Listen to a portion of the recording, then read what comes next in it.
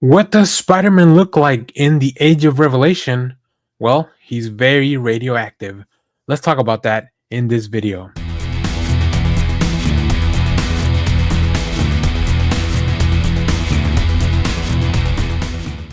Hello, everyone. Dan here from the Next Issue Podcast. On today's video, I'll be doing a review for Radioactive Spider Man #1. This is a new book from Marvel Comics from their Age of Revelation line. This book is written by Joe Kelly with art by Kev Walter, Chris Sotomayor, and colors letters by Joe Caramagna. We have a main cover by Giuseppe Camuncoli, and then we'll take a look at some of the other covers later on in the video. In this video, unfriendly and unstable, X years later, the X virus decimated New York, but Spider Man won't stop fighting. In a desperate gamble, Peter Parker doses himself with lethal radiation to hold the infection at bay. Survival comes at a cost. While this may not kill Peter Parker, it sure messes him up. This is the most dangerous mutated Spider Man ever, but he's not alone. Uh, I think the theme with a lot of these books for the Age of Revelation is that they have interesting ideas that don't seem to be fully fleshed out. I don't know, and maybe because these books are only going to be around for 3 months. Um, I think this is a fun idea of like this Peter Parker that has to continue to take radiation to keep the virus at bay, but also that's causing him physical changes. As you can see in the cover, he's grown extra arms, which is it's always fun to see like the we've seen Spider-Man with multiple arms, but they're usually the same size. This one, he's very much having a rough time, but at least he's not alone. Now, unfortunately, I'm not reading the main Spider-Man, so I'm not really familiar with Cecilia, who is aiding Peter in this. But this Peter Parker still tries to be the Spider-Man that we know and love, right? He tries to save the people, help humanity, and also be, have a light-hearted tone. But unfortunately, there's a lot more darker, deeper stuff. I don't know how much you can really flesh out the story in 3 issues though. So I think that's going to be interesting. There's a really cool reveal at the end. What I think my favorite thing was about this issue was actually the art. Kev Walter does such a good job at like giving us this world that looks very similar to a house style, but it's also a little bit different. All the characters, like they have things are off about them. You can kind of tell that it looks normal, but just like Spider-Man, like having those extra arms and then once you see him without the suit, he's got a lot of damage from the radioactivity that he's taken. Yeah, it's a very interesting. And then, like I said, there's a really gnarly reveal kind of towards the end of the book. So it's not something that I'm gonna continue with right away, but I think eventually I might go back and just check this out. It just really feels like Marvel dumped a lot of stuff on everyone, on all the readers. Like you're pretty much reading a whole brand new universe in 1 month, and then you got to keep up with it for another 2 more months. So it's tough. We'll see, but I wanted to let you know that this has a fun idea. It has some really cool art, but it's up to you if you want to keep reading. So the thing that might make you buy the book is the variant cover. So let's take a look. As I mentioned, this is the main cover. Next, we have this 1 in 25 Duali variant. I'm not familiar with Duali, but here you can even see the little arms. They're more spider-like. That's very interesting that they actually protrude out of the suit. We have this cool Corey Smith Revelation variant. And then we have this Kev Walker variant. This is the interior art. This is what it looks like. So as you can see, it's a little bit more gritty, a little jagged, and a little bit kind of a throwback style as well. And then we have this Ricky Yagawa, who, as if you've been keeping up with all the videos, Ricky Yagawa has done a cover for all these Age of Revelation, and the output of this artist is insane. And then we are back to our main cover. So there you have it. That is it for the radioactive Spider-Man. Will he be able to keep the city safe while still making sure that he doesn't kill himself with all the stuff that he's doing to his own body? It's gonna be interesting. Also, like I said, really interesting. Like last page reveal, really cool. Like it really goes for the emotional punch. But I'm just not fully invested in Spider-Man overall. So, anyways, as always, Let me know what you thought about this. Let me know if you picked up any of the variant covers that we went over. And thanks for watching, everyone. Stay tuned. We have a lot more comic reviews, trailer reactions, TV recaps, all that fun stuff here in the channel. Thanks for watching, everyone. Bye bye.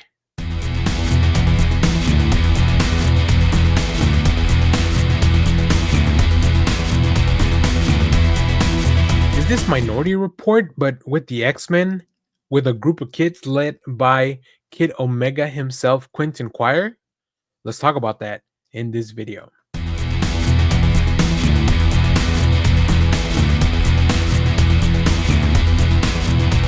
Hello everyone, Dan here from the Next Issue Podcast. On today's video, I'll be doing a review for Omega Kids #1. This is a new book from Marvel Comics, part of the Age of Revelation.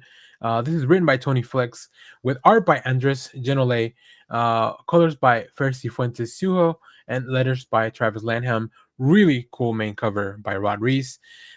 In this book, Kid Omega's all grown up.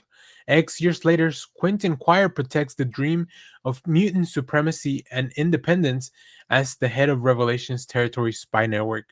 But when a conspiracy threatens the mutant utopia, Quire and his psychic students will have to distinguish friend from foe. Has Quentin got what it takes to carry the dream forward, or will the next generation replace the former revolutionary? So this introduces a bunch of new characters to me. I don't know if they're, I mean, other than Quentin Quire, I don't know if they are new because I haven't been keeping track of really everything that's going on. But they're young enough, and then this is far enough into the future that these would be new characters. I think it also gives us the concept of the babbled.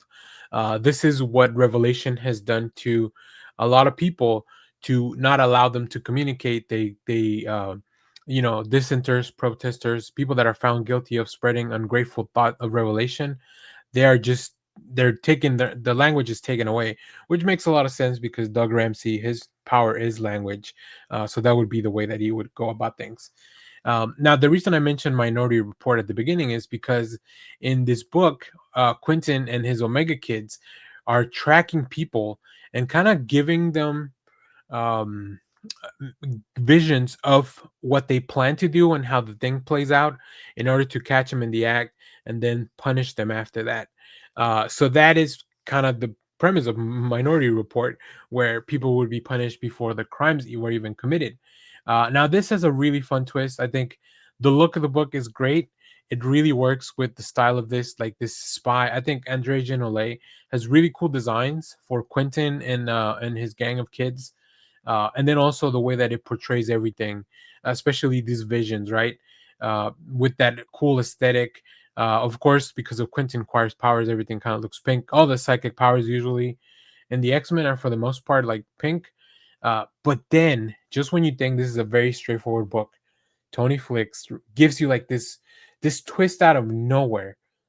These last page reveals have been pretty interesting for the books, but I think this one's the one that really hooked me the most, especially at least for this week. This might be the best book in the Age of Revelation line for this week. It's got great art. It's got a really cool premise and a really fun twist at the end. It's the characters that are in it. I'm interested because I like Quentin Quire. I like seeing what he's up to, and then also seeing a possible future where he kind of turns into one of the boring adults that he was always ragging on. So, yeah, this one's fun. I recommend you check this one out if you're interested into dipping into the Edge of Revelation at all. So, let's take a look at some of the variant covers and we'll wrap up this video. So, as I mentioned, we have Rod Reese on the main cover.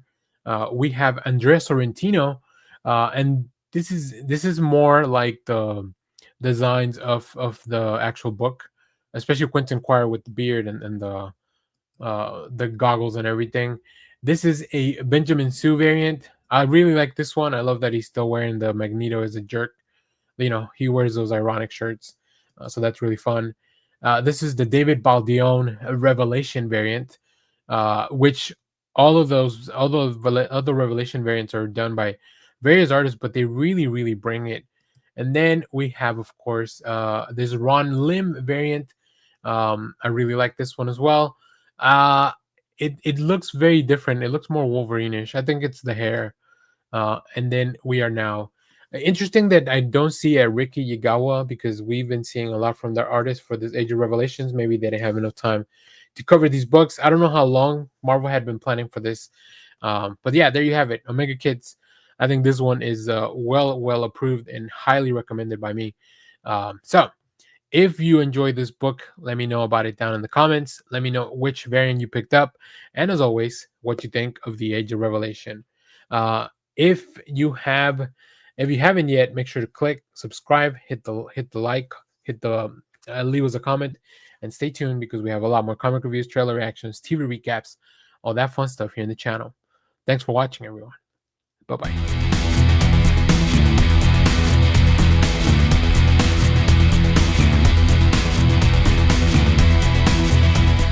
Are we leading to a all-out brawl between Revelation, Doug Ramsey, and Apocalypse?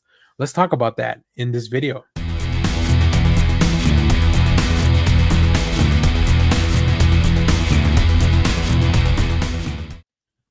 Hello, everyone. Dan here from the Next Issue Podcast. On today's video, I'll be doing a review for X-Men Book of Revelation #1. This is a new book from the Age of Revelation event that's going on at Marvel in the X-Men house. This is written by Jed McKay with art by Neto Diaz, Sean Parsons on inks, colors by Ferci Fuentes Sujo, and letters by Clayton Cowles. This book follows Doug Ramsey Revelation and his choristers, Fabian Cortez, Cara the Burning Heart, Chance, and a new character that we're introduced to, El Becca. So in this book, the game of power commences X years later after the assassination of one of his prized choristers. Revelation welcomes a new mutant to his capital city of Philadelphia, but the capital of the Revelation territories hides many dangers, not the least which are her rival choristers, and Fabian Cortez will allow no one to challenge him for Revelation's favor. But this new mutant has a secret ally, the Ghost of Philadelphia. That's a really fun reveal of who the Ghost is. Um, Man, this book is a little bit all over the place. I do like the conflict of following this new mutant who's been kind of welcomed into the choristers. The problem is that there's a lot of concepts in here that if you're not keeping track of everything, you're gonna have a hard time parsing things out. But the choristers are the people, kind of like the King's Guard. You know, the Revelation is the king, and the King's Guard go around him. Fabian Cortez is his favorite, or at least his number one person because he helps him boost. But Revelation is using all these choristers to really kind of augment his own powers. But what happens when he's confronted with a message from Apocalypse? That's what this book's kind of getting at. But also Fabian Cortez trying to eliminate this new chorister. Now, Neto Diaz art is actually, it's great. The character designs look on point. I really like those moments of big tension, big. The paneling is very interesting. There's a lot of lines throughout. You'll see in the some of the preview images there's a lot of segmentation of the panels. Sometimes even a larger panel will have a line running through it. So that's an interesting way to lay things out. I I like the effect because it causes me to kind of pause and read through each one of these panels and really make sure that I'm taking the time. But then, as I mentioned, you also get a really cool reveal at the end of the book. And that's kind of what these books have been doing. They have a really nice hook at the end to try to keep you going. um, I think this is one of the ones I'm gonna wait till it's maybe on Marvel Unlimited or in a collection. It's really not the strongest book for the week, but it is still very well put together. So yeah. Now let's go take a look at some of the variant covers for this. Of course, we have the main cover here, as I mentioned. We have the 1 in 25 Martin Coccolo. Martin Coccolo had been doing the art for the Wolverine book prior to this new change. We also have this Marco Cicchetto variant with Wolverine and with Logan, because there is a new Wolverine and Revelation.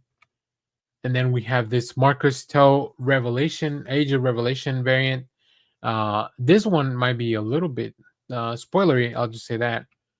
And then we have this Mike McCone Revelation character variant. Very interesting, really cool design. I really like Revelation, how Doug Ramsey has kind of evolved. And then we are back to the main one. Once again, this one and the Omega Kids did not have a Ricky Yagawa cover, which is a little weird, seeing as they had really leaned into having Ricky do a lot of covers for these books. But I mean, it might be too much, right? It might be too many things to keep track of. Either way, I think this book is pretty good. I recommend it if you're really invested in this Age of Revelation. This is one you don't want to miss because it focuses literally on Revelation and his main core group. Um, if you have read this, though, let me know what you thought about it down in the comments. And as always, thank you for watching, everyone. Remember to share, like, subscribe, hit the bell so you know when we go live. That is most Saturdays, 10 a.m. Central Standard Time. And stay tuned. We have more comic reviews, trailer reactions, TV recaps, all that fun stuff here in the channel. Thanks for watching, everyone. Bye bye.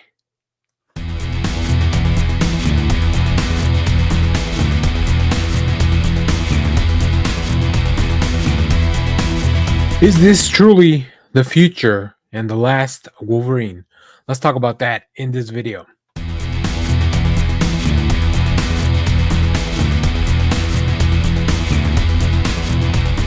Hello, everyone. Daniel here from the Next Issue Podcast. On today's video, we're going to be doing a review for the new book from the Age of Revelation, The Last Wolverine. This is a new book from Marvel Comics, written by Saladin Ahmed, with art by Edgar Salazar, Carlos Lopez on colors, letters by Corey Petit. Now, if you haven't been keeping up, there's a lot of these new Age of Revelation comic books that are coming out. This is the third week in a row that we're having new number ones for really the complete X-Men line. So it's a lot to keep up with. So I'm here to tell you which ones are good, which ones you maybe can skip or wait till they're collected. So let's get into this one. What happened to Wolverine? X years later, the people of Vancouver cheer a new hero, the wonderful Wolverine, aka the Wendigo, Logan's last student. But what happened to Logan? A secret from Wolverine's past will set the last Wolverine on a mission to uphold his mentor's legacy unless a dire threat burns it all down. So this is interesting. This features Leonard. Leonard is a teenage boy that, if you have been reading the Saladin Ahmed run from the ongoing, you met. He's a young Wendigo, and Logan helped him beat that curse. But now, in this, in this alternate future, we're seeing that Logan is under the control of Revelation, and now and Leonard now has taken the mantle of Wolverine in the city of Vancouver. Um, I think this is an interesting idea. The tone feels a little off, especially continuing from the it almost feels like a Saturday morning cartoon, and maybe that's what the team was going for. I like the idea that there is a Wolverine that people actually cheer for and kind of care about. But under all that, there is a somber tone, the betrayal of Logan, and how Leonard kind of came to be what he is now. There's some interesting things that happen. We get to see a depowered, human-looking Kurt Wagner with a family, which I think is kind of fun. So there's some good ideas here. I don't know that I'm completely sold on the premise. I think the art is fantastic, and it does leave us with a really nice kind of thing at the end. But as far as the art goes, I like the portrayal of this deep powered Kurt. I think that really works. Also, the Wolverine combination of Leonard wearing an actual Wolverine suit, I think it's really fun. And it really looks very. I like going back and forth when we see the previous Wolverine and then the flashbacks versus the front stuff. There is definitely a change in tone when it comes to the art. I think a lot of it has to do with Leonard's new haircut. So I think it works in some levels. I don't know that I'll continue reading these immediately. This might be something that I kind of wait for. I have been really loving the Wolverine, the Saladin Ahmed run. So I kind of look forward to getting back to that once we're past with this Age of Revelation stuff. As a matter of fact, we should have a video coming out about Volume 2, which finishes off where I left off in our last video. So the Wolverine series, I'm doing that on batches as the volumes kind of come out. So stay tuned for that. So all right, let's take a look at the covers here, because of course Marvel's going to take the opportunity to unleash some covers upon the world. So here's the main cover, as I mentioned earlier. Next, we have this Puppeteer Lee variant. It's a 1 in 25 ratio. It's an interesting. It looks very different from what the Wendigo looks like. I don't even know if he has a tail. I don't think he does. Oh, he does. Okay. Yeah, I thought that'd be I was like that'd be blurring. glaring omission that I missed. Next, we have this Clayton Crane cover. This one's pretty cool.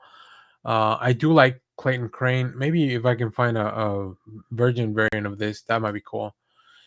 We have this Mark Bagley Revelation variant with Wolverine and Logan fighting. And then last, we have this Ricky Yagawa, which, if you've been keeping track of my videos, Ricky has been doing pretty much for every single book in the Edge of Revelation. They've done one of these covers. So, and last but not least, we are back to our main cover. So yeah, there you have it. That is the last Wolverine.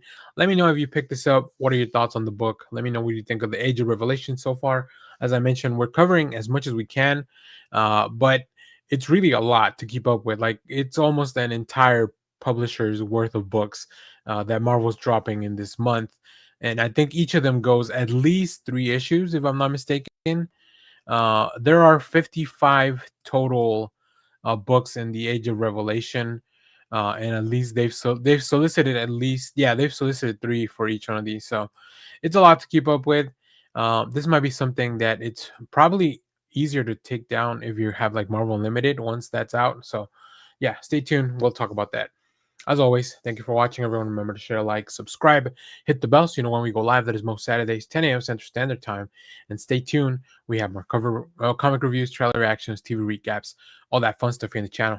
Thanks for watching, everyone. Bye bye.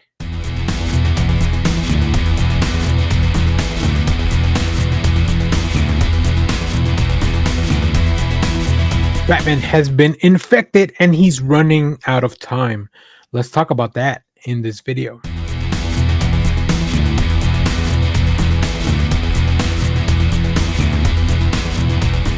Hello, everyone. Dan here from the Next Issue Podcast. On today's video, I'll be doing a review for Detective Comics 1102. This is the part 2 of the Courage That Kills storyline.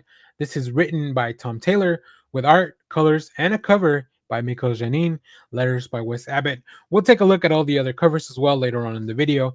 But in the meanwhile, in this book, a mysterious weaponized virus has infected the Dark Knight, as we saw in the previous issue, and he does not know how long he has left before it takes control of his body and mind. Desperate for answers and unsure of how long he has to get them, Batman turns to one of the most brilliant minds in the DC universe, Mr. Terrific. Yeah, of course, we saw that. So we saw that at the end of the last issue. And Mr. Terrific is just doing everything that he can, at least possible, to help Batman out, try to figure out who's behind this virus, what their end goal is. And I love that Tom Taylor's approach is sometimes there are places that Batman can't get to, but it's very easy for billionaire playboy Bruce Wayne to get in there. And that's exactly how we follow this up here. It's an undercover story. So that's really cool.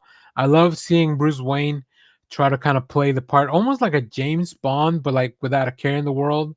But knowing as the reader that he really does care about all this stuff he's just putting on the front.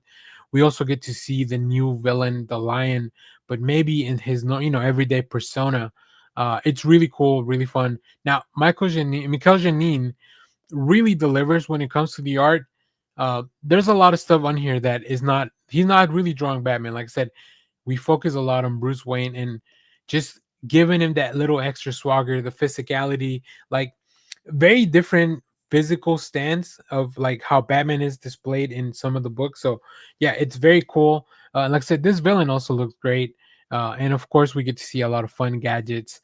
But maybe Batman is in for a rude awakening as he's running out of time. So you get a lot of stuff here. You get to see Mr. Terrific. You get to see Batman go undercover as Bruce Wayne. You get to see Batman follow the villain to this giant lair. So it's really a James Bond story in the most fun way, wrapped in a Batman comic book.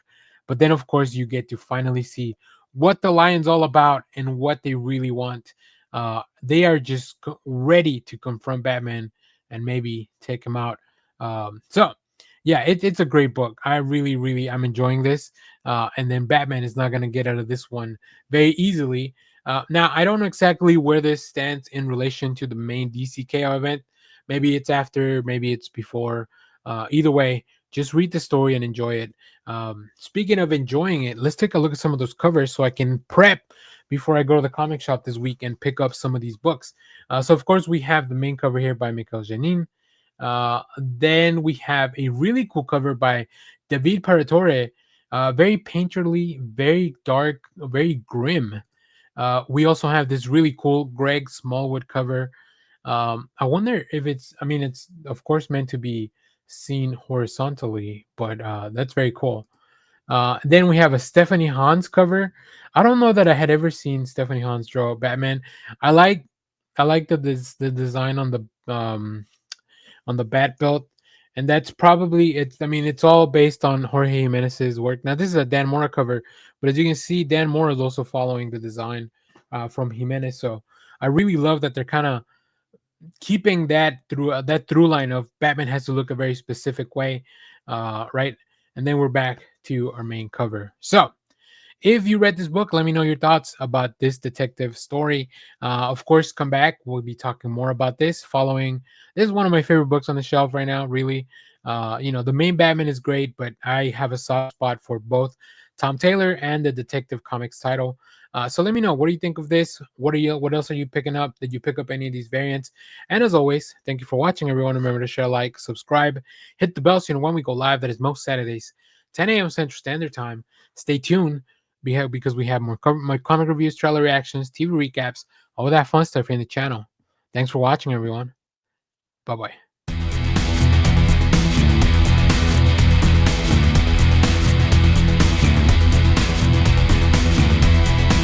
What happens when the fastest man on Earth has an impulse control problem? Let's find out in this tie-in for DCKO, The Flash number 26. Let's talk about it.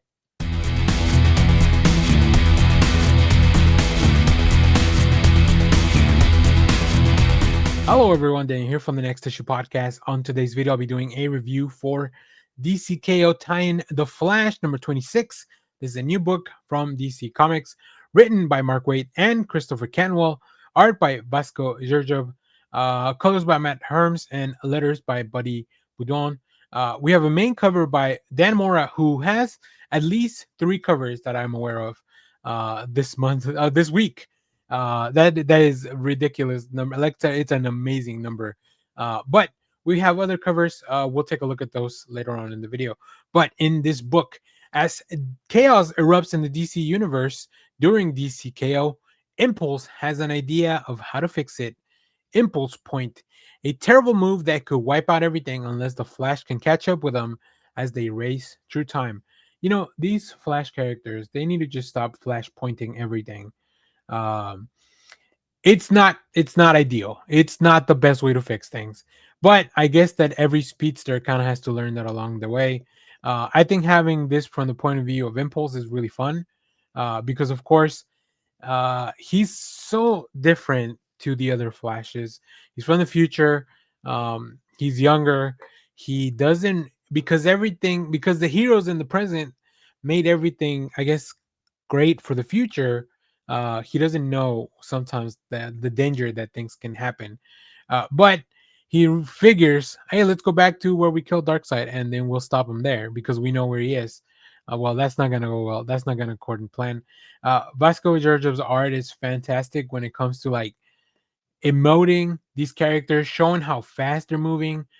You have to be a very dynamic artist, and that really comes through the page. The paneling, it's very intense. It's really in your face, but also very expressive faces for here. Even some little bits of like fun, kind of all dropped all throughout because you are reading this through the point of view of Impulse, which I think Mark Waid and Christopher Cam will really capture well. I would imagine that Mark Waid has like the main overall story because they kind of want to make sure everything's tied in together, and Christopher Canwell's doing more of the page to page kind of stuff for the story. But I'm not really sure. That's just kind of my speculation based on the fact that Mark Waid is kind of co-writing a bunch of books as well, including, of course, the main Justice League book. But yeah, this is very interesting. It's really cool. It's a great tie-in. I would say this is maybe not the most crucial tie-in, but it's fun nonetheless. And then of course they're so good. They're getting so good at those last page reveals that it's like, whoa. But also, if you just want to know more about Impulse, more about where he comes from and what his power set is and why he's here in the future, in the present, with the rest of the Flash family, and maybe a betrayal of some sort, yeah, I think you'll have a really good time with this. This one was great. I really enjoyed it, and I think that I'm gonna have a lot of fun following these tie-ins, specifically and especially if they keep giving us some of the good stuff, like at the end of this book. So let's go take a look at those covers, including and starting with this main cover by Dan Mora. We also have this very cool cover by interior artist Vasco Georgiev. I hope I'm saying that correctly, but you can see. So this is an artist that I remember following on social media. I believe they used to do like these mashup covers between Marvel and DC characters, and I'm guessing all that exposure really paid off because I love seeing the covers here, with the minimal trade dress, so you can really enjoy the art. Like I said, very expressive artist. Yeah, very cool. And then like the little fun moments, like the little the tag in the bottom of the wall. And then you have this Mark Spears, which is feels almost like the other side of the spectrum in the art, which is like this is a very much a portrait, stiff, very not stiff, very still cover, very classic look, right? Almost painterly like. And then you have the border around it. So yeah, DC is really giving everyone really like trying to please all the everyone on the different spectrums of art, or covers. And then yeah, we're back to the main cover. So the Flash only gets three different covers, but sometimes that's all you really need. If you have read this book, let me know what you thought about it down in the comments. Of course, stay tuned because we will have a lot more coverage of DCKO all throughout the week. We talked about all the tie-ins. We talked about tie-ins from last week as well. So make sure to follow that all on the channel. Hit the like, hit subscribe, leave me a comment. What do you think? What do you think? How you're doing so far in your bracket? What do you think of the DCKO event so far? And as always, thank you for watching. Stay tuned. We have a lot more comic reviews, trailer reactions, TV recaps, all that fun stuff here in the channel. Thanks for watching, everyone.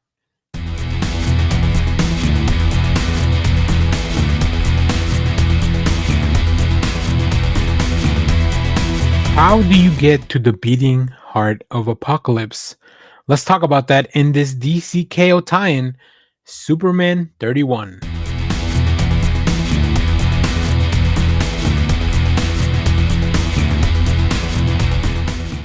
Hello everyone, Dan here from the Next Issue Podcast. On today's video, I'll be doing a review for Superman 31. This is a new book from DC Comics, a DCKO tie-in. This book is written by Joshua Williamson, with art by Eddie Barros and Eber Ferreira, colors by Alejandro Sanchez, letters by Rena Mayer, main cover by Dan Mora. We'll take a look at that cover. I mean, you can see that cover now, but we'll take a look at the other covers later on in the video. In this book, Superman and his allies have been thrown into a dangerous game to capture the heart of Apocalypse at the center of the Earth. But what is the heart of Apocalypse, and how are its origins tied to Krypton? Why doesn't Darkseid's Legion want Superman to find it? So, of course, Superman's Legion's all over this, as we kind of dive into the DCKO event. Now, if you're not fully caught up with DCKO, I think this book might be a little bit tough, but Joshua Williamson does do a pretty good job of giving you a couple of pages of like, hey, previously on DCKO, right? But we also see Superman's preparation before this fight, what he was doing. But this book is not fully about Superman because there is one person in Superman's life who is the most intrepid reporter, and that is Lois Lane. And that's kind of where the story is really going to take off. We're going to get to see some really cool stuff about Lois Lane trying to find that information. Everyone is trying to leave, trying to evacuate the planet. We see all that lead up, but this story then goes from Superman's point of view to Lois Lane, and that's where things are, I think, really get good. Uh, Lois Lane is always after the story, and she goes to the Fortress of Solitude to get more information about this. And there's only one person who can truly, truly help her, and that is Superman. But when Superman's not around, Joshua Williamson brings us Superboy Prime. Uh, I love it. Or Superman Prime, I guess. Either way, it's so great to see those two kind of team up. It's a very weird For if you don't know, Superman Prime has been part of the story in Superman. He is a wall breaking character from DC Comics, and it's very cool to see him kind of be here and teaming up with Lois Lane to find the information, trying to get to the bottom of this. The more information we know about this Heart of Apocalypse, the more information that they can borrow the League. Now, the art divided by two different artists, but let me tell you, their style is very similar. I don't I really could not tell you without just kind of glancing at the pages who is doing who. I would think that one artist is doing Superman's story while the other artist is doing Lois Lane, kind of when the handoff happens. That just be kind of the way. There's some specific pages that I think do look like maybe a different artist, but it's hard for me to tell. But they do such a good job of giving us these really cool, intense fights, big explosions, crazy moments, and then of course big reveal. But ultimately, it leaves you with one of the biggest cliffhangers and maybe a really cool character kind of coming back. So yeah, I really enjoy this. All the DCKO tie-ins have been so much fun. It's crazy to see how this event is so well put together. Sometimes tie-ins just kind of fall by the wayside, but so far I've been having a lot of fun with everything, and we're really talking about all of them on the channel, so make sure to keep up with that. All right, before we wrap up this video, let's talk about the covers. There's 5 covers for this. So of course, as I mentioned, we have the main Dan Mora cover. Dan Mora, very prolific. He has multiple covers out today. We also have David Aja doing this really cool variant. I love how baggy the suit is on Superman. Like, it just, like, he doesn't look like Superman because it needs to look like Clark. Yeah, very cool. We have this Sebastian Fumara variant, which is also very cool, coming out. Like, it looks like Apocalypse, but it could be Earth. We have this Legion of Darkseid, covered by Ariel Olivetti, and we have this Jorge Fornes variant, giving a little bit of, it feels like an homage to the older pulp comics. So that's very cool. I love Fornes' style. He's a fantastic artist. And then we're back to our main cover. So if you enjoyed this book, let me know all that down in the comments. Let me know what you thought about it. If you picked it up, let me know if you're reading this. Go check out all our other videos. We're really following the Heart of Apocalypse by diving into the heart of all these time issues for DCKO. We'll be talking about that all throughout the week. And make sure to come back for our live shows. So, as always, thank you for watching, everyone. Remember to share, like, subscribe, hit the bell so you know when we go live. That is most Saturdays, 10 a.m. Central Standard Time. And stay tuned. We have more comic reviews, trailer reactions, TV recaps, all that fun stuff here in the channel. Thanks for watching, everyone. Bye-bye.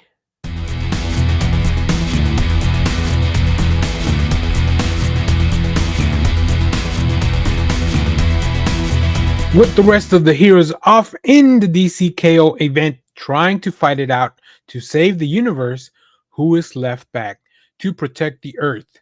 Let's talk about that in this DCKO tie-in, Justice League Unlimited number 12.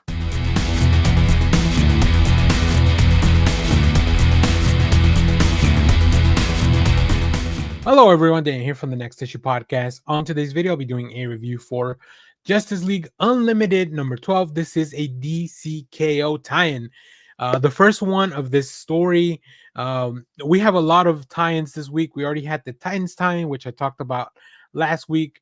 But this week we have a lot. We have Justice League Unlimited, we have Superman, and of course we have The Flash.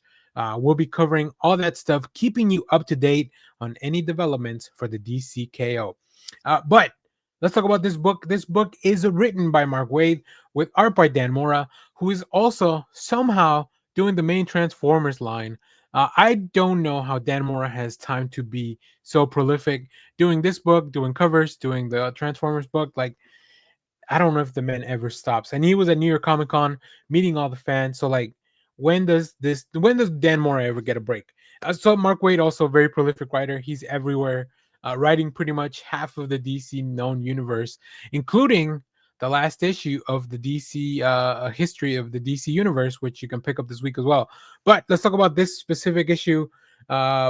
We have, as the tournament begins and the transformation of Earth grows more dire, a strange signal is detected at the heart of darkness, the core of the planet.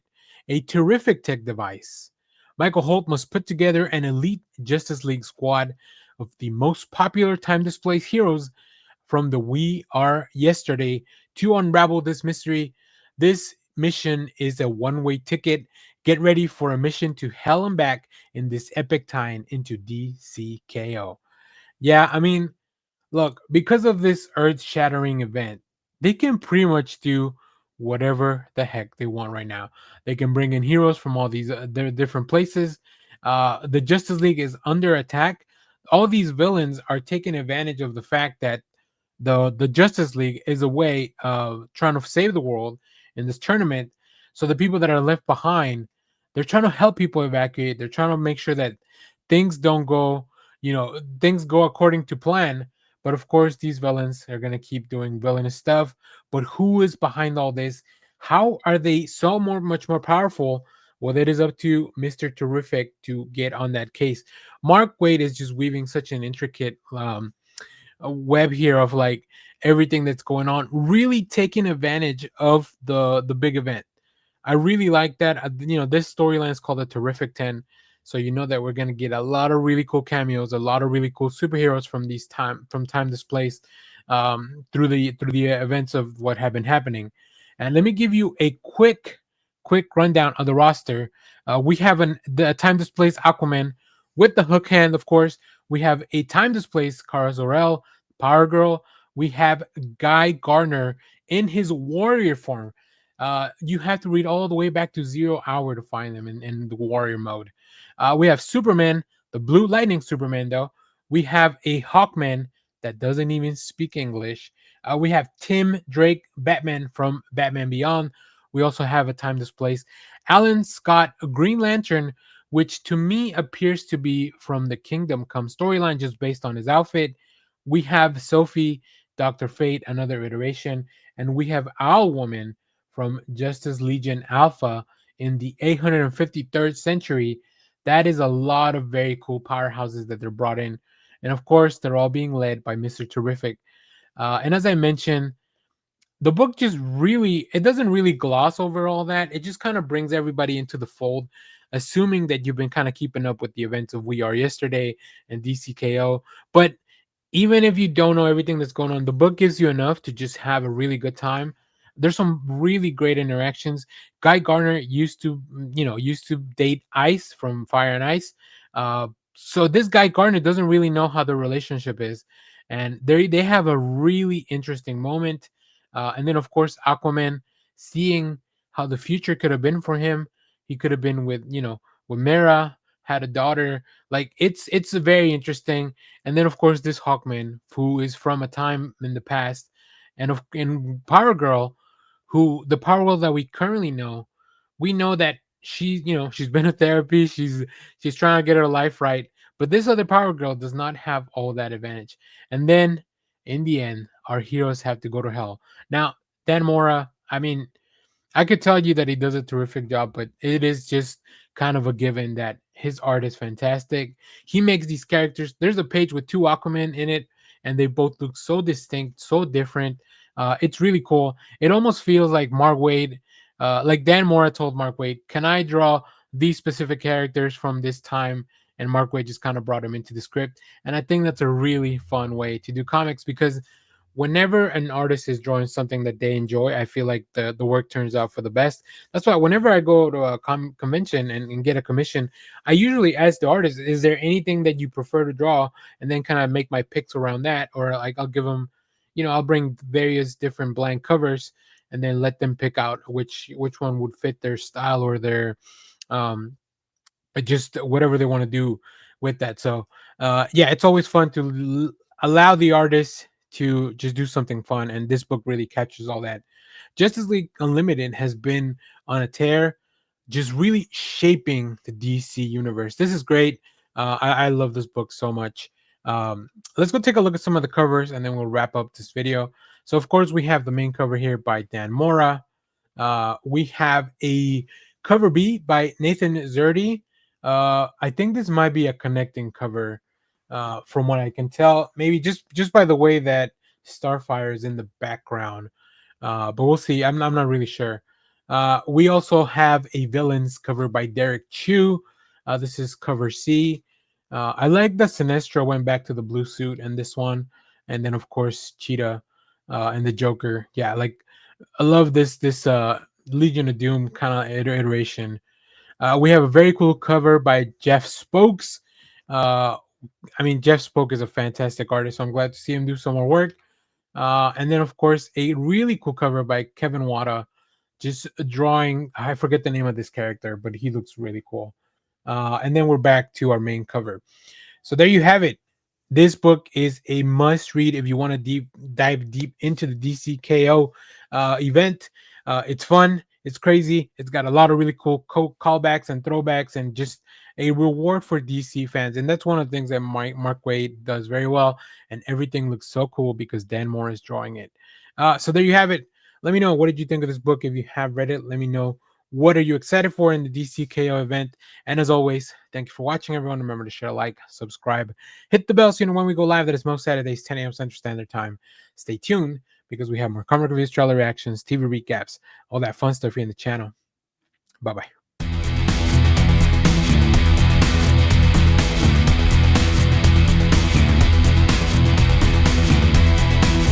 Things are about to get real personal for Absolute Wonder Woman. Let's talk about it in this video.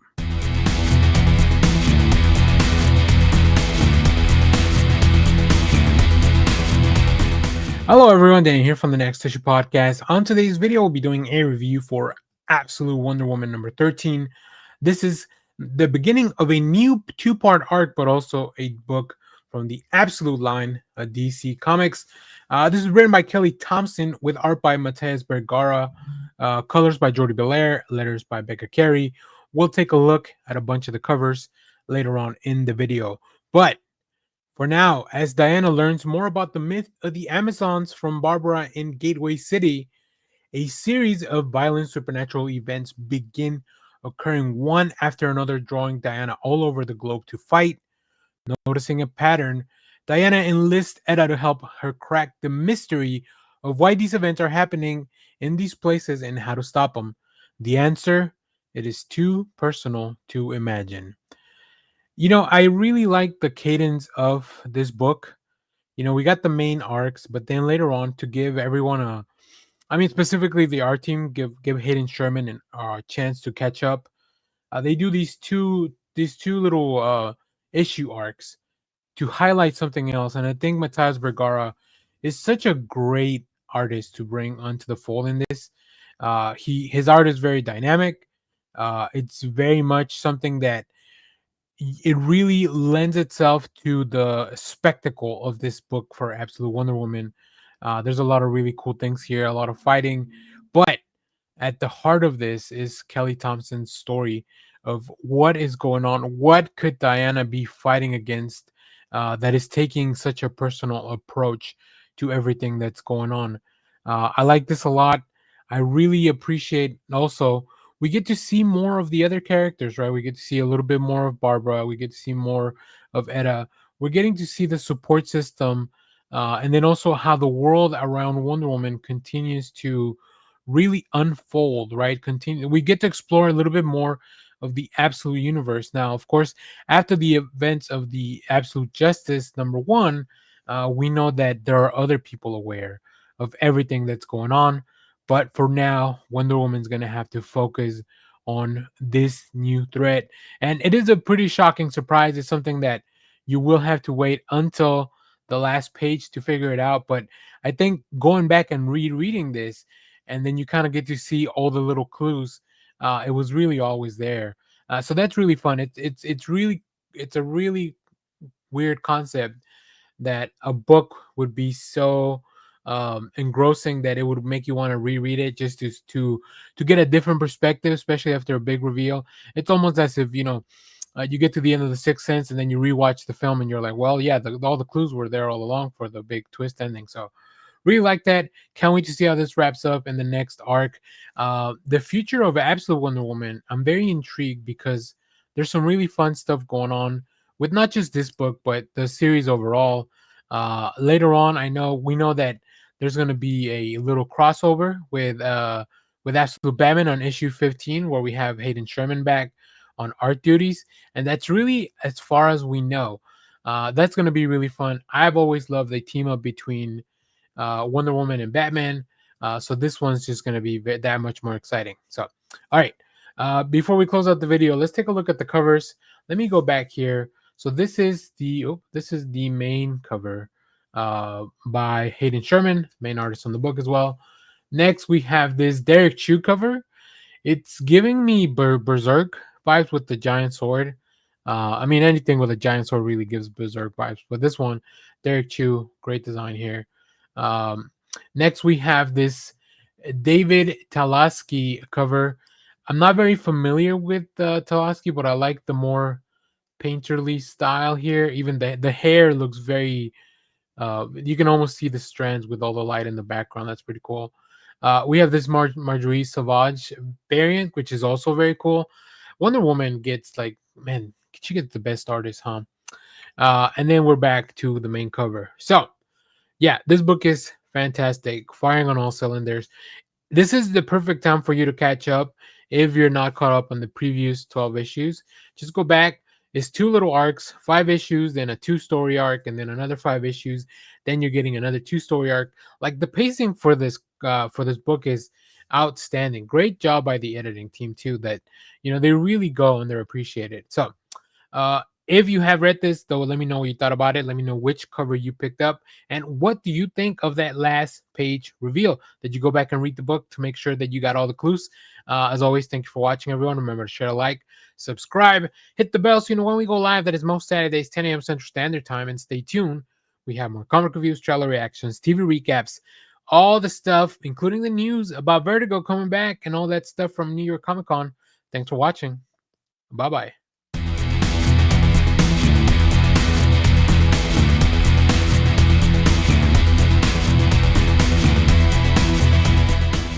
We're finally at the end of the current Teenage Mutant Ninja Turtles arc. So before we get on to the next creative team, let's talk about what happened in issue 12 and what that means for the future of the series in this video.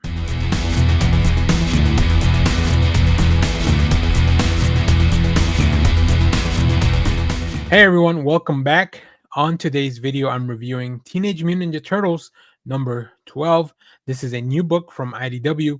If you've been following the Turtles' journey all along, this is a key issue as it closes out its current arc and ushers in a new status quo. We'll talk about how we got here, what this issue delivers, and what else and where in the series, where is this series headed. Now, I'm very lucky to get to read some of this stuff ahead of time to make sure to bring out these videos. This is written by Jason Aaron with art by Juan Ferreira, letters by Sean Lee, and of course published by IDW. Now, over the preceding issues, the Turtles have been tested like never before, right? Fractured relationships, false accusations, even being on a literal trial. They've been ripped apart as a team and individually, and just they're trying to clear their names and salvage their bond. And I think writer Jason Aaron and Juan Ferreira over this run has really leaned into those dark, tension-filled places, with the Turtles really almost losing sight of what they stand for. Now, with issue 12, many of those threats have finally come together, and the team finds a way back to being the heroes in the half shift that we remember. This issue brings the Turtles back into sync. They finally face off against the big bad threat, the DA of New York, that has been mutated into this monstrous form by Karai's machinations in the Foot Clan. The art delivers one of the coolest fight sequences I think of in this complete run. Ferreira really illustrates the Turtles working very coherently together, and those panels just really reflect, of course, all the things that we love seeing with the Turtles, each one of them as they take action. So that's very cool. Now, emotionally, this issue gives us a lot of moments where the Turtles finally reaffirm their brotherhood. There's a lot of very specific things, but asking things like, where do we go from here? But also remembering that they are brothers and bringing that bond back together. Now, of course, this also, like I said, sets up the next thing with a really fun, interesting kind of cliffhanger moment at the end. But overall, you do get a complete story from the previous 12 issues of everything that's been going on. I think this issue very successfully ties up a lot of the character arcs, which then we'll see, We know the Shredder has his own series. We know Casey Jones has his own series. So all those things kind of, they don't necessarily spin out of this, but they do coalesce and feel like they're in the same universe. The status quo for the Turtles finally emerges. They're finally together. They're stronger, and I think they're ready to face whatever may be next. While this book and this series overall explored the Turtles working on their own versus working as a team, much of the time that the Turtles spent being divided either by external manipulation or their own internal conflict, this issue kind of flips all that and brings them back together. Also, it talks about their identity and their redemption. They've been treated as villains. Now they kind of reclaim their roles as the heroes in New York. The brotherhood, the emotional core, of course, that drives the story, and their bond is what really gives them strength. Now, tone wise, this is less gloomy than a lot of the previous issues. It's more hopeful, and while still full of dynamic fights and action packed panels, I think that the book really succeeds in re-establishing that these guys are going to be okay as long as they stick together.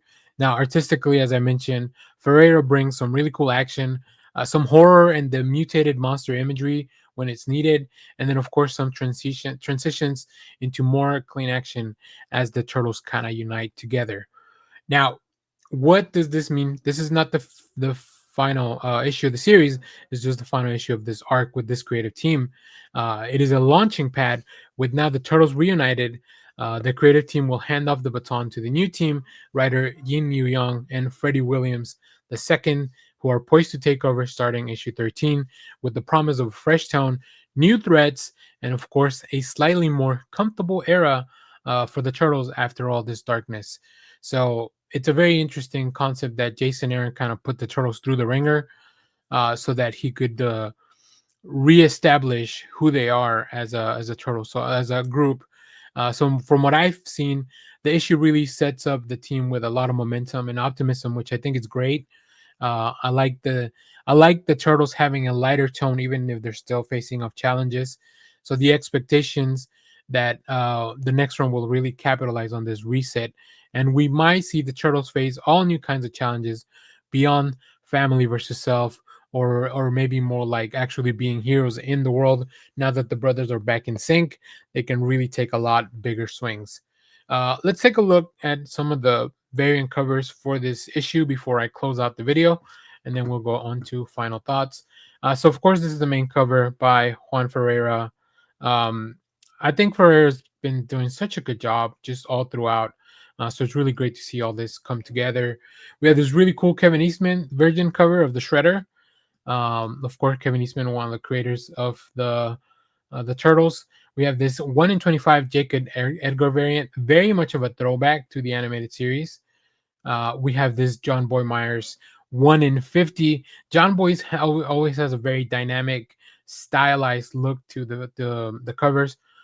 We have this 616 Comics exclusive. This is a Ivan Talavera variant of April O'Neil. And then we have this die cut. It's a die cut cover, so you'll probably see when you open it up, you'll see Ariel still in the sewers here. Next, we have this Cedric Pula April variant, which is very much a very interesting way to. And then we have this cover again. So multiple covers for that. Here's the Kevin Eastman cover with the trade dress, and then another cover by Juan Ferreira with the brothers together, looking forward to the future. Here's the John Boy Myers cover with the trade dress. We have this David La Fuente cover. This is cover E, so this is not a ratio cover or anything like that. And then we are back to our main cover. So uh, this issue just delivers a satisfying closure to a very emotionally intense arc while still opening the door to a lot of exciting possibilities. The writing, I feel like it honors the Turtles' legacy of brotherhood and heroism. The art is very dynamic, very inventive, and after for longtime fans, I think this is going to feel like a nice payoff, especially if you've been into these full 12 issues. And if you've been following this run, of course, this issue is a must. And if you're jumping in now, you really have to go back and read everything else. But 13 is going to be a nice clean break to also kind of come in. So I like how this issue both closes the arc and brings back a strong unified status quo for the Turtles. So if you love these characters, I think you'll feel you can walk away feeling good about where they stand and where they're going. So even if for whatever reason this was your last issue of Teenage Mutant Ninja Turtles, I think you'll be satisfied. So if you have read this issue, let me know your thoughts down in the comments. How did you feel about this reset, the new status quo, and where the turtles might be going next? And if you enjoyed the video, of course, make sure to hit the like, subscribe, and I'll see you next time as we dive into this next creative issue. And of course, we have a lot more comic reviews, trailer reactions, movie recaps, all that fun stuff in the channel. Thanks for watching, everyone. Cowabunga.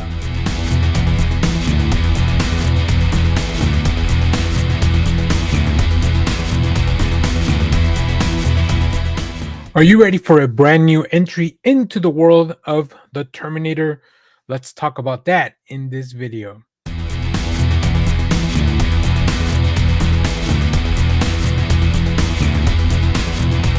Hey everyone, welcome back to the channel. Today we are talking about the Terminator Metal #1. This is a brand new series from Dynamite Entertainment that takes us right back into the war-torn future of the Terminator universe. Now, I use that word future lightly. This is written by Declan Shalvey and Rory McInville with art by Lorenzo Rey. It is a creative team that has already proven themselves with projects like this time before time, and now they're bringing that same edge, intensity, and to the one of the most iconic sci-fi franchises ever. They worked on the Terminator stuff that has come before this, so I was very excited to see what this new installment would bring. Now, where does this kind of fit into the Terminator timeline? We are long past Judgment Day on this one. Humanity's fighting for survival in the ruins of the world. Skynet's machine dominate the landscape, and the resistance is doing whatever it takes to keep going. But here's a bit of a twist on this one. One of the soldiers, one of the allies, is actually a reprogrammed Terminator. Now, that already sets the tone. Can you really trust a machine that was built to wipe you out? That is a thing that kind of consists throughout the issue. This issue drops us right into the thick of it. The human operative, Percy Dalton, has reprogrammed his partner Tex, and they are stranded deep behind enemy lines. Their mission is clear, but their odds of survival are practically zero. Now, from page one, the pacing of this is fast, the action is relentless, and the tone of it is very grim, as with many Terminator stories. There's no glossy Hollywood sheen here. This is raw, industrial, it feels dangerous. The writing for this, I think, fits perfectly into the lore as we know it. It really respects what I feel makes the Terminator franchise tick. The bleakness, the desperation, the uneasy partnership between man and machine. But as the story unfolds, that question keeps surfacing, right? Can we trust Tex? Has this programming really worked? Could Tex program and reboot at any time, turning him from a protector to an enemy, an executioner? It is a constant ticking clock that I think gives the issue a lot of the paranoia and the just a lot of the stuff that mistrusting the machines, right? Especially if you meet Tex for the first time, you don't know that this is a reprogrammed Terminator. Now, let's talk a little bit about the art. Lorenzo Rey's art really drives that tension home beautifully. Everything looks gritty, cold, sterile. The machines are emotionless and terrifying. I think the color palette for this really leans into a lot of the more muted colors, making every moment with humans feel a lot more fragile and fleeting because they're so far and few in between. There's a real contrast here. I think flesh versus steel, humanity versus programming, and I think the art really nails that duality in the book. Beyond all this, beyond the explosions and the gunfire, Metal #1 digs into something deeper. What makes these characters human? If a machine can act with empathy or make a choice, is that something that they would ever do, or will they just follow the programming? The book doesn't really spell it out, but it at least has those questions out there, specifically as you get towards the end of this first issue. Uh, and that's what's made the Terminator franchise last for so long, that you can still question all those things. This issue really carries that legacy forward, so I really enjoy that. You know, I like how this really it captures the tone of like maybe T2 or the Sarah Connor Chronicles, where you have a Terminator on your side, but it's still kind of carving out its own path. I think the Salvation film was the one that took place in the future, which also feels like we're in this. Now, I think to me the writing just feels right at home with the lore, the fast action pace uh, of the book, and just enough of the mystery, enough of those questions to kind of keep you guessing. It's also pretty exciting to see that this story is set in the year 2025, because it gives like this alternate future. It just makes it really cool immediately, right? um, to me this just really feels like a gritty, boots on the ground kind of war story that we don't always get to see in the Terminator franchise. We sometimes get to see stuff in the past. Even the previous series was about Terminators going to different ages in the past, to take out key operatives, right? I think the title of this medal is obviously very symbolic because it really focuses on a machine. Um, each of the issues is designed to be standalone from what I've seen in this future war timeline. But even if you haven't read caught up with the previous Terminator series, you can really just jump on this one, which I think is very cool. I still need to go back. I read volume one of the previous Terminator series, but I haven't finished the story, so I definitely want to take a look at that. We'll also take a look at some of the covers in a minute, but I think this Terminator Metal number one is a very strong start. It's gritty, it's intense, surprisingly thoughtful, and it just really made me question everything. So let's take a look at some of the variants because it is a Dynamite book, so we know they're going to have a lot of really, really cool variants. Now, the main cover is by Declan Shalvey, one of the co-writers of this. Shalvey, of course, very prolific artist as well. Next, we have this really cool Bob Layton variant. Bob Layton, if I'm not mistaken, did a lot of Iron Man, so it makes sense that he would do a cover like this. We also have cover C by Sebastian Pires. Really cool. You see just the Terminators kind of run. I like that one is looking over, right? It may reflect that maybe Tex has gone undercover or something like that. Ivan Tao with this really cool variant. It's going to be tough going to the shop and picking out which one I want to pick out. We have another look at the Bob Layton. And then we have the blank variant, of course, which I'll try to pick up. Ivan Tao, once again, Sebastian Pierre. So these are the textless variants, just the virgin covers. They even Declan Shelby. This is probably the foil. This black and white Bob Layton cover. So a lot of these are just the same. Ooh, what is this? Blank. Mystery blind bag. Of course, they're doing a mystery blind bag. They're all doing mystery blind bags now. And then we are back to our main cover. If you want to hear me talk more about mystery blind bags and other comic book gimmicks, check out our previous live show with Clay. We did a quick smasher pass on these comic book gimmicks, including blind bags, alternate covers, all that cool stuff that you see all throughout the years. But ultimately, this book really kind of honors the past and the legacy of Terminator without retreading it. It's really unafraid to ask some of the bigger questions that make this franchise more than just killer robot stories. And I would read stories about killer robots. So on top of that, we get all this other humanity struggle and all these other questions. The art really captures the desolation of the future perfectly, and the pacing just kind of keeps you locked in. The writing shows a deep understanding and respect and appreciation for the Terminator franchise and what makes the Terminator mythos really tick. So if you love the future war scenes from other films, and you wish you could live in that world a little bit longer, I think this comic is going to deliver that for you. So that's my review for Terminator Metal number one. If you have read this, let me know what you thought about it down in the comments. Do you trust this? Do you trust this new reprogram machine, or do you think the Resistance is playing with fire? And if you enjoyed this review, make sure to like, subscribe, hit the bell so you don't miss out on anything else that's coming up this week and in the months ahead. Thank you for watching. Take it easy. Bye bye.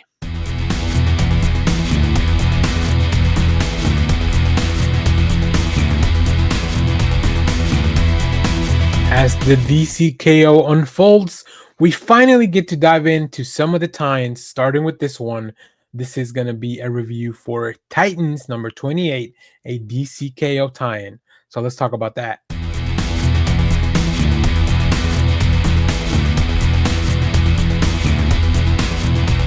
Hello everyone, Dan here from the Next Issue Podcast. On today's video, I'll be doing a review for Titans number 28. This is a DCKO tie-in, the first one, Evacuation Earth. This is written by John Layman with art by Pete Woods, Wes Abbott on letters. We'll take a look at some of the other variant covers later on in the video. But in this video, in this book, spinning out of the world, shaking events of DCKO before the heart of apocalypse terraforms the planet into a hellscape. The Titans lead the evacuation of the Earth, while the team splits up to save as many people as possible. Old friends and new allies join them in the fray to save humanity from its extinction. The next major Titan storyline starts here. So yeah, the Titans next arc is gonna be one that focuses on what are they doing while DCKO is going on. Now, I have not been reading Titans prior to this. I don't know what they've been going through. I don't even know who's exactly a part of the roster, although by the cover, judging by the cover, I see that it's a lot of the same Titans that I'm used to. But I had fun jumping into this issue because I love Titans that explore the world of the larger event, right? We get to see here, first of all, Cyborg mobilizing all the Titans resources. We get to revisit that. We get to see the Titans come back as a team, which is really, really neat. Um, I don't know much about Pete Woods' art, but it really works here. Just very, very well done superhero stuff. The character designs are very sleek, which I like that a lot, especially for the younger heroes, which I know the Titans are like young adults, but still, I think it really works. And then, of course, we get to see so many different cameos. We get to see Superboy, or I guess John Superman. That's confusing. We get to see Tara, which I don't know what the heck's been going on with her. We get to see the Atom, multiple Atom Smasher. Just everyone's trying to help. And at the end, when we get to that last page, of course, Apocalypse is not going to take any of these efforts lying down, which is, I think, the most interesting part of this. It's an attack by Granny Goodness, but are the Titans ready? Because they're all split up and they are trying to help. Not only that, they're going through their own, like I said, they all have their own issues. Specifically, Raven, she's always kind of going through it. So I like this a lot. It's a fun jumping on point. If you haven't been reading the book, you can jump onto this one. Just know the fact that DCKO is going on. I guess you have to read DCKO, but other than that, so I'll probably be covering a lot of the tie-ins for DCKO because it's an event that I'm very excited about, and luckily we get to check a lot of these things out ahead of time so I can plan accordingly. But if you're looking for a specific DCKO tie-in, check the channel or let me know in the comments, and I'll try to make a video about it. That being said, recommend this one. So let's go check out the covers that you could have picked up at the shop. Of course, the main cover here, this one's really good. I like the fact that you get to see everyone. You get to see what's going on because of the Earth. I love the fact that it's kind of terraforming already into an apocalypse. You see the fire pits. We have this Brad Walker variant, which is just a cover B. This is kind of a little bit of a throwback to like those propaganda posters, right? Even with the backwards e's in the word here. That's really cool. And then we have this Paris Ayen variant. Not familiar with this artist. I like their work though. It looks neat. It looks clean, very bright. I don't know why none of the female members of the team. Maybe this is the connecting cover. Because where's the female members of the team? But outside of that, yeah, I like this one a lot too. So, and then of course we're back to the main cover. Now, like I said, I haven't read much of John Layman's work. I haven't even been keeping up with what's going on with the Titans. Let me see. John Layman has been writing. I mean, at least wrote the previous issue with the. It looks like the Doom Patrol was hanging out with the Titans, which makes sense because Beast Boy is definitely very connected to them.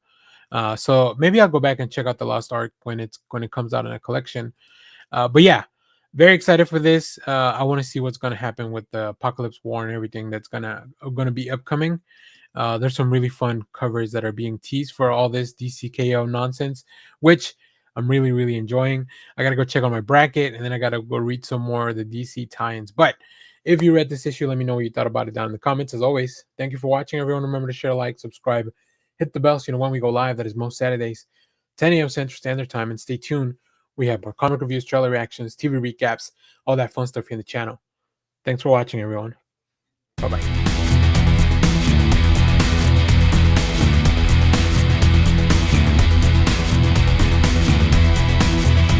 discover the secret origins of this island of mice and men. Let's talk about it in this video.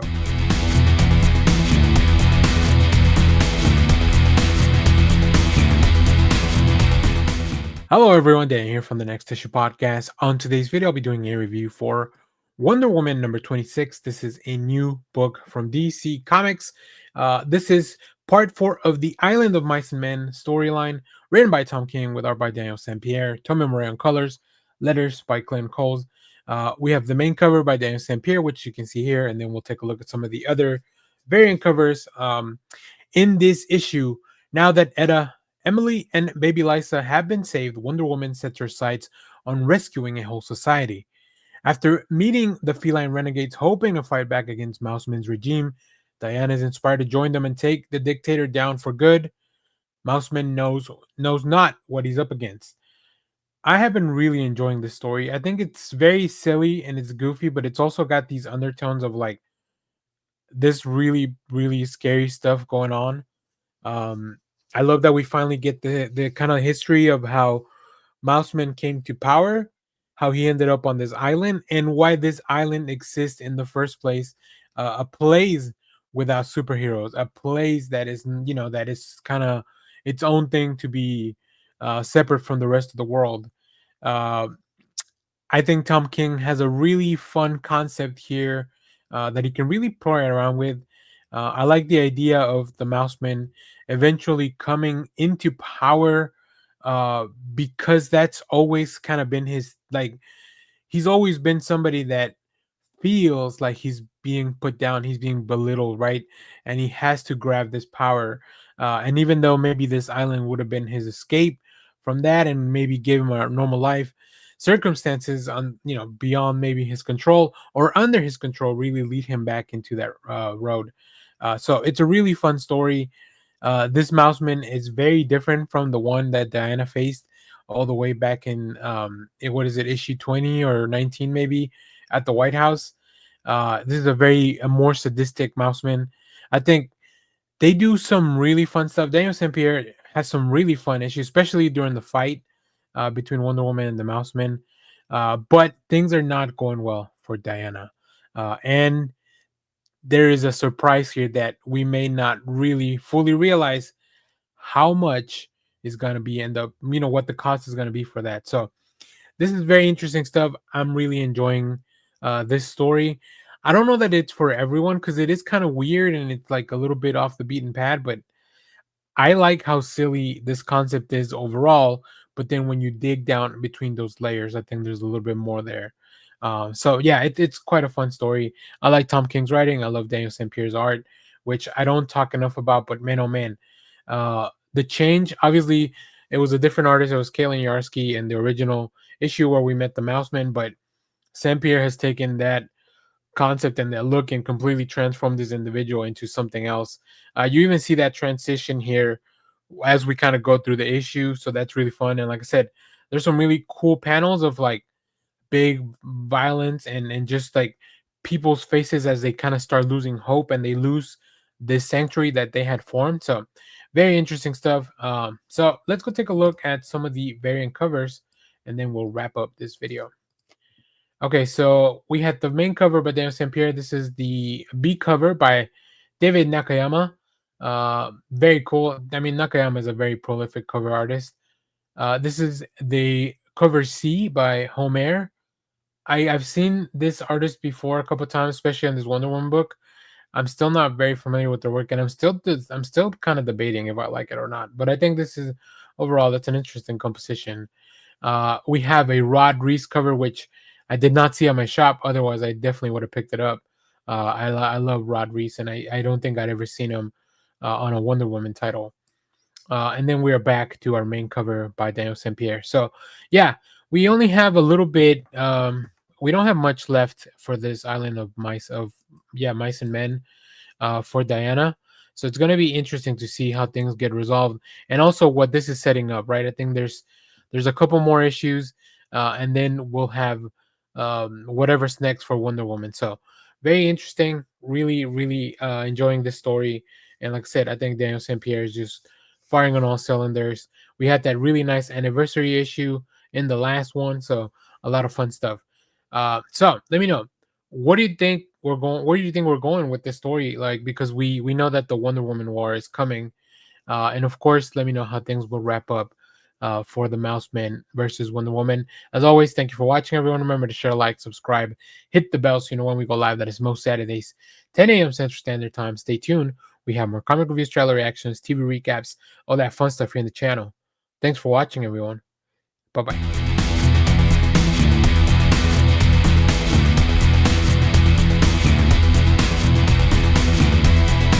You ever read a comic that grabs you from the first page and just does not let go? That must be what it's like being bonded to Carnage the symbiote. So let's talk about it in this video.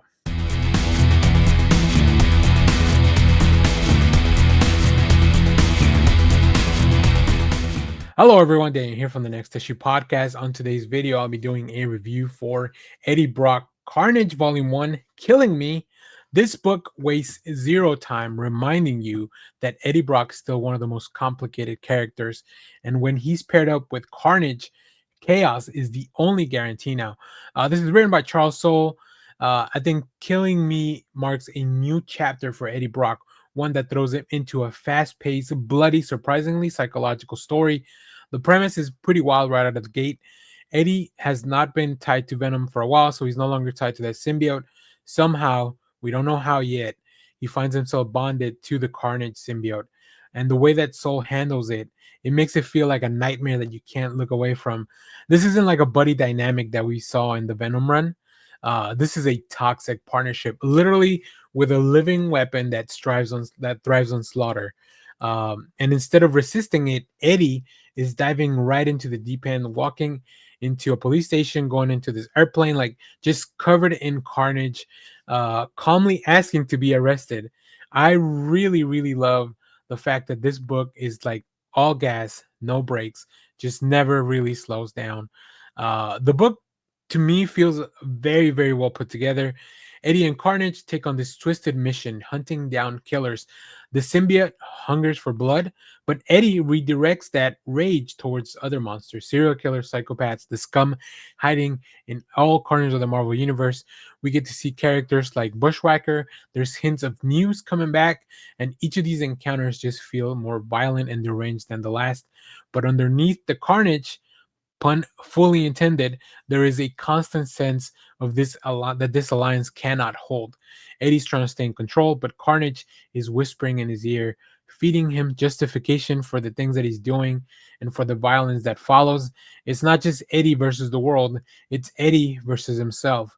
There's some really cool scenes of like Eddie within his inner mind having a conversation with Carnage with a really cool sleek design that I really find very interesting. And you know, Charles Soule really leans into that conflict very hard. If you saw my review of the Kylo Ren book Legacy of Vader, which is also by Charles Soule, there's a lot of inner turmoil as well, but this is very different. You can tell that Soul really understands the psychology of Eddie Brock, a man who's always seen himself as the monster who fights monsters, right? Um, yeah, so he's just a Venom is a character that had always had that edge to him. So now bringing Eddie into the story, you know, you get a story that is equal parts horror and tragedy. Like I said, this book moves very fast. Every issue feels like it's sprinting, but not in a way that feels rushed, just in a way that is like a ride that you kind of want to get out of. It's very deliberate, like a thriller in a chapter where you have one sharp turn after the other.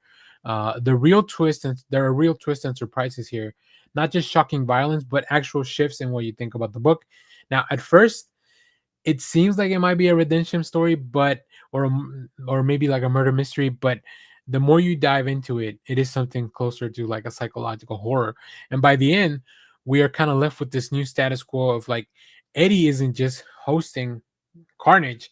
He's struggling within that. Maybe he himself is changing, or Carnage is taking advantage of that. Maybe he's starting to think like the symbiote. Maybe he's trying to not fight the monsters anymore. It's a constant struggle for Eddie. Now, let's talk about the art because it is a huge part of why this book works. The first half of it is drawn by Jesus Size. He has these like dark texture realistic, or more realistic approach to the drawings. The lighting, the gore, the cityscapes, everything just feels very like damp and grimy, kind of like a crime film shot under like flickering nights. Think of like maybe Seven or Zodiac. I think Zeiss really captures that physical tension in every fight. The tendrils from Carnage look alive. Eddie's expression, he really sells that internal struggle. There's something going on. Like sometimes Eddie's eyes are just glazed over because he's tired of fighting, and sometimes you can tell he's really going through it. Now, the second half of this um, brings a shift to this, which actually is by Juanan Ramirez, who I was not very familiar with, but it is a little bit more on my aesthetic. I actually prefer the later pages, and by preferred I mean that it was just more of an aesthetic that I'm used to. The aesthetic itself gets leaner, more stylized. The lines are a little bit cleaner, so it's less realistic as opposed from the first few pages. And I think the violin just hits a little bit different.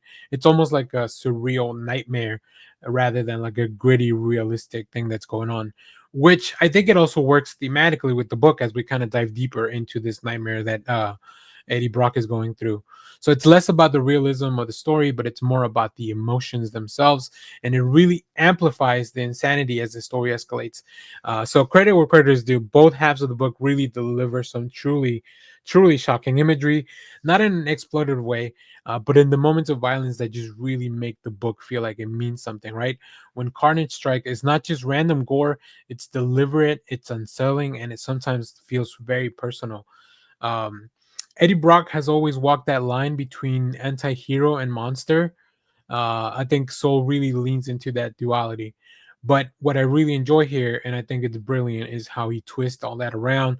Eddie's no longer tethered by the rules that came with Venom. He's free, but that freedom comes at a price, and that price is carnage. Throughout the book, there's a sense of confusion. Like, is he hunting these killers to do good, or is he getting something out of it? And Carnage, of course, ever the manipulator, just feeds on that doubt. The dialogue between them is some of the my favorite things in the series because it's tense, it's biting, it's almost like a philosophical discussion. And by the final issue, things are really shifting. The men who fought to contain the monster is now maybe thinking that there's more to that, and maybe the monster is the solution. Where it's a really kind of scary evolution, and it feels logical and inevitable, and also very wrong. Um, One thing I also loved about this, like I said, is just the pacing is great. No filler, constant movement, action, tension, just back and forth, violence before you can even breathe. The rhythm that really it really mimics what Eddie's mental state is, right? Always pushing forward, no time to rest, never processing the chaos that's happening. You can tell that Soul really wanted this to feel like a thriller. I think every chapter of this ends with like, oh my god, like a no shit moment that just kind of makes you flip to the next page. So I'm glad. So I read the first issue originally when this came out, and I knew it was going to be great, but I knew that I was going to enjoy this more as a collection. And now that collection is finally out, so here I am talking about it. The tone of it stays very consistent, dark, fast, brutal, but surprisingly very reflective of like the mindset of Eddie and everything that's going on. So I think this volume one of Eddie Brock Carnage is one of those comics that just manages to balance the sheer spectacle of comics with the exploration of the character. It is violent for sure, but it all has a purpose. It's very thoughtful when it comes to that violence.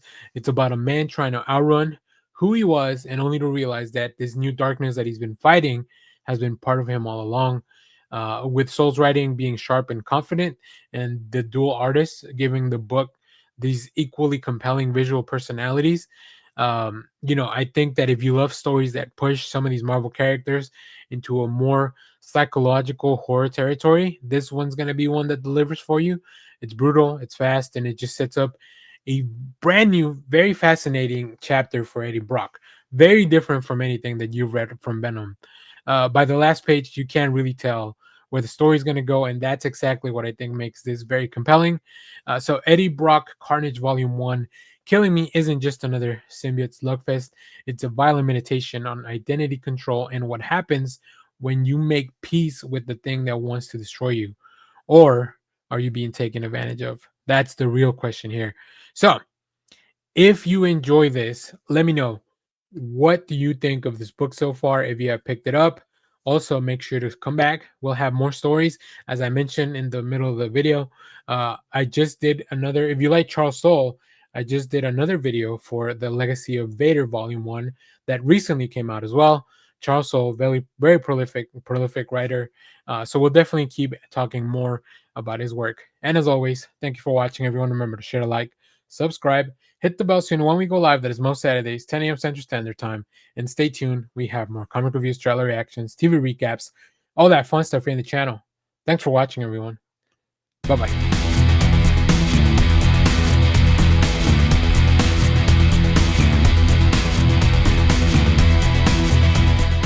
What do you know about the Jersey Devil? Let's talk about that in this video.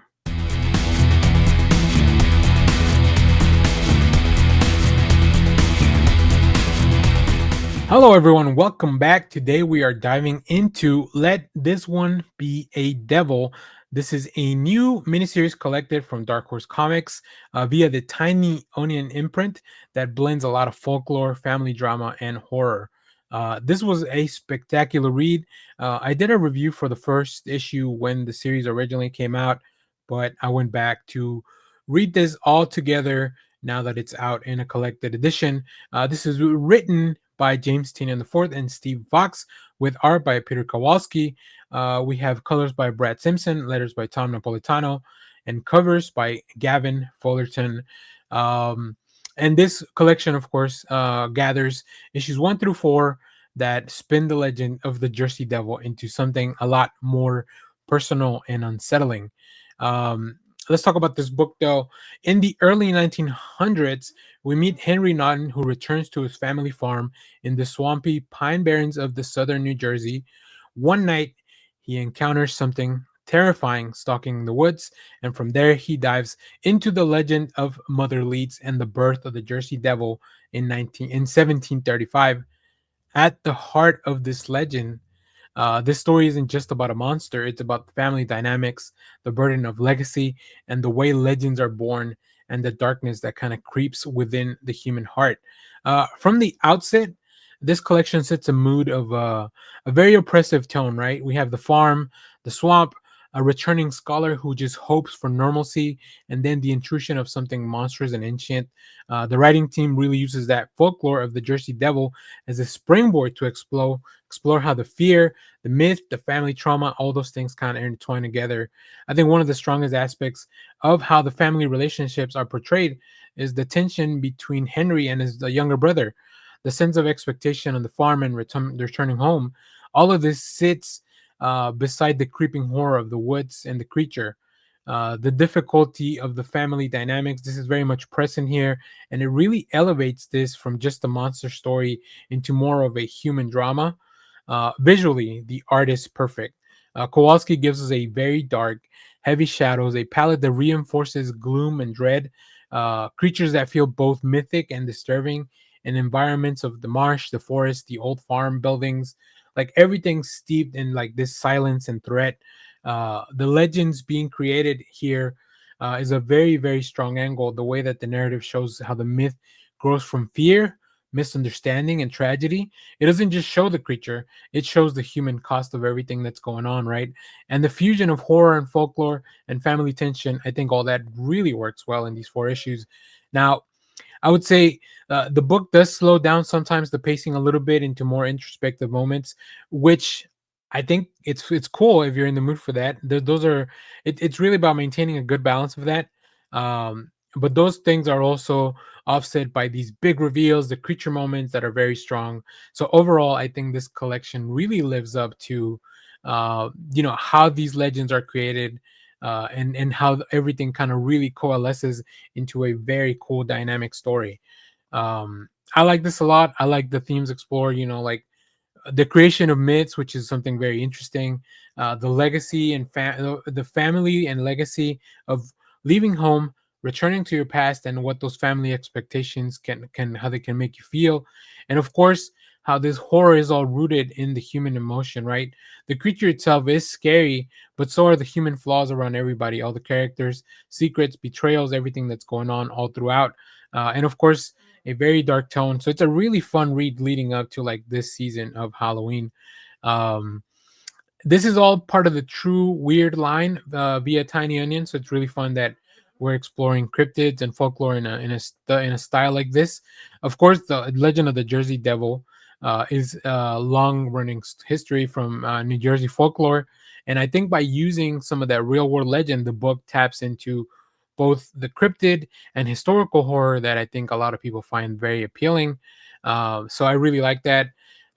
So I think Let This One Be a Devil really delivers a compelling mix of horror, folklore, and emotional weight. So if you're drawn to those type of stories where the monsters are real and human failings can be just as terrifying, I think this one's gonna check a lot of those boxes. The art really nails the feel and the mood, and the writing gives us characters that we care about throughout this short run.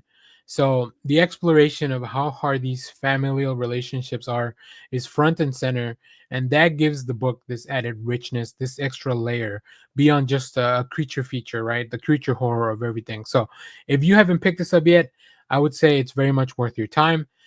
So that is my review of Let This One Be a Devil Volume 1.